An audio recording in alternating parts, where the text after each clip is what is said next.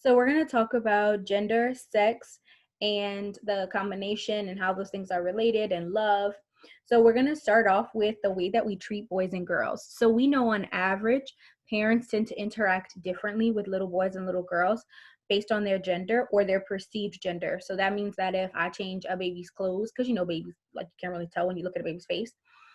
If I change a baby's clothes, then mom and dad or different parents will interact differently. This is an older study done in 1976, and you see these results, but I want you to watch the newer one that I've connected on Canvas, and you will see very similar results. And we'll talk about why that might influence the way that children behave. So, when do you have like a good sense of whether you're male or female? Generally, by the preschool years, most children have a very good sense. Now, there are exceptions, but generally speaking, that's what happens. We know. So, and gender is your sense of being male or female, or the social rules or expectations we have about being male or female, which is different than your anatomy or sexual behavior. So, gender roles, all right, usually at a roughly around 1, so this is 12 to 18 months or so, you start to see boys and girls being able to distinctly identify who's a boy and who's a girl. It's still kind of fuzzy. So, like, if a girl has a pixie cut, they're generally confused. If a boy wears his hair very long, kind of confusing. So, they have a rough understanding of the difference, but they can easily be turned around. You also start to see them prefer certain toys. So why does this happen? Of course, is the question. This is one of those nature nurture kind of questions. In part, it could be because they're naturally drawn to those toys. That's a possibility, and we'll talk about how that might work. And it also could be because we as parents and as adults actively encourage them to play with certain toys. So of course, that's what they play with.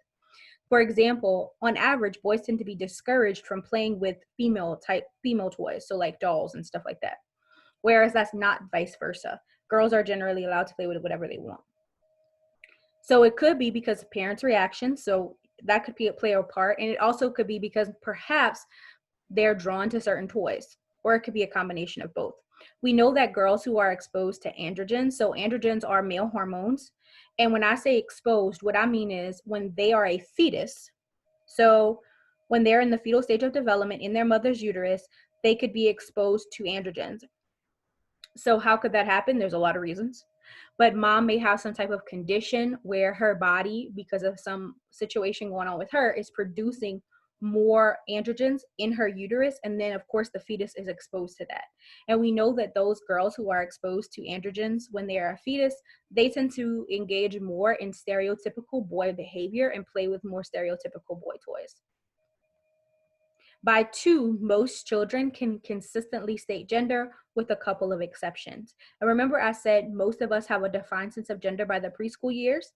And what you start to see is that kids start to kind of prefer to play with their own gender. Again, this is on average. It's totally fine if your kid doesn't, not a big deal at all. This is just what happens on average. And their gender roles tend to be really firm at this age. So this is the age when you try to convince a little boy to wear pink. And if he has associated pink with a girl, which sometimes happens, sometimes doesn't, then he won't want to do it simply because he wants to affirm that he feels like he's a boy and boys don't do that. And as they get older, they start to think, oh, well, pink is for anybody. So, so as always, there are different views and there are different contributing factors for why we behave in the ways that we do. It could be in part because of hormones or these biological foundations for our development. So we know that, like I mentioned, girls who are exposed to boy hormones or androgens tend to behave in more stereotypical boy ways. And this is the same for boys who are exposed to female hormones while they're in utero. They tend to behave in more female stereotypical ways. We also know that boys and girls' brains are different in the way that they look and the way that they are structured. This could be because of nature, so like we are just born that way, or it could be because of nurture or environment, or it could be a mix between the two. But we know that their brains look different. So, for example, women's tend to have larger corpus callosum. So just as a refresher, your brain is split into 2 halves right here, okay? And that corpus callosum is basically the material that connects the 2 halves to one another. And we know that their corpus callosum is larger, and this may account for, generally on average, women tend to communicate better, like speak and have conversations and able to communicate their thoughts. This could be because of their corpus callosum. or it could be because of nurture or a combination. So we're not going to go over psychoanalysis because there's no evidence to support that, but you can read about it. So what are some other things that might contribute to your sense of gender? So another thing is something called social learning theory. So we've already talked about this when we talked about aggression, but social learning theory essentially states that you learn things similar to aggression from your environment. So we know that when we observe others and we engage in a similar manner, we're rewarded for that behavior. So we are rewarded for gendered behavior. So for example, I wear, when I'm teaching and when I'm, out and about, I wear a lot of dresses. And my daughter also wears a lot of dresses. I put her in dresses. She's 2. And when she wears dresses in big bows. And when she wears dresses in bows, she gets a lot of, "Oh, you're so cute. That's so cute." And that is basically reinforcement for gendered behavior, right? She started saying she was cute at about 1.5. She would look in the mirror and say, "I'm cute." Right? So she got that reinforcement for engaging in very specific gendered behavior, which is like wearing a dress, and not a shirt, I mean. So what are some other places that folks might get these ideas besides their parents, like the example I gave?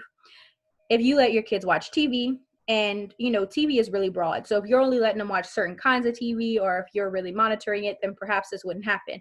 But these numbers are on average. So just regular schmegular TV without you kind of catering it. Males tend to outnumber females on television. And you could go pick a random show and it'll probably show you this. The female to female relationships are less common. So when we watch TV and you're watching a woman on screen, her main relationship tends to be with a man. Females and women are only likely to appear in movies or television with a man.